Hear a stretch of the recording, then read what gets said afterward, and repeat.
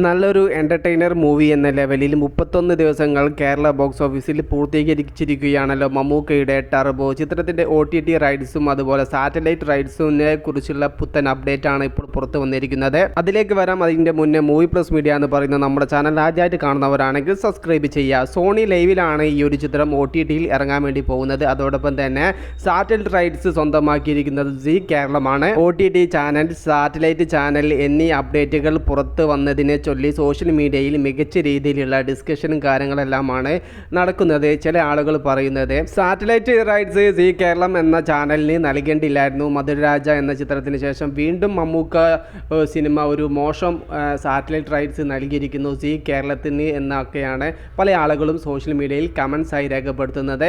ചില ആളുകൾ പറയുന്നത് ചാനൽ ഏതുമായാലും സിനിമയ്ക്ക് കൂടുതൽ പ്രോഫിറ്റ് ആണ് കിട്ടേണ്ടത്. അത്തരത്തിൽ മികച്ച എമൗണ്ട് കൊടുത്തിട്ടാണ് സീ കേരളം മമ്മൂക്കയുടെ ടർബോ എന്ന ചിത്രം സ്വന്തമാക്കിയിരിക്കുന്നത് എന്ന്. ബിഗ് ബഡ്ജറ്റ് മൂവിയായ മമ്മൂക്കയുടെ ടർബോ വേൾഡ് വൈഡ് കളക്ഷൻ 80 കോടിക്കും മുകളിലാണ്. അതുകൊണ്ട് തന്നെ സോണി ലൈവും അതുപോലെ തന്നെ സീ കേരളവും ഈ ഒരു ചിത്രത്തിന്റെ റൈറ്റ്സുകൾ സ്വന്തമാക്കിയിരിക്കുന്നത് റെക്കോർഡ് തുകക്ക് തന്നെയാണെന്ന്. അല്ലെങ്കിൽ ഒട്ടനവധി അനേകം പ്ലാറ്റ്ഫോമുള്ള ഈ ഒരു സ്ഥിതിക്ക് ഇത്തരത്തിലുള്ള പ്ലാറ്റ്ഫോമിലേക്ക് ടർബോ എന്ന ചിത്രത്തിന്റെ റൈറ്റ്സുകൾ പോവില്ലായിരുന്നു. വിഷയത്തെ നിങ്ങളുടെ അഭിപ്രായം ജസ്റ്റ് ഒന്ന് കമന്റ് ആയിട്ട് രേഖപ്പെടുത്തുക. മൂവി പ്ലസ് മീഡിയ, ഞാൻ ജിനുജനാസ്.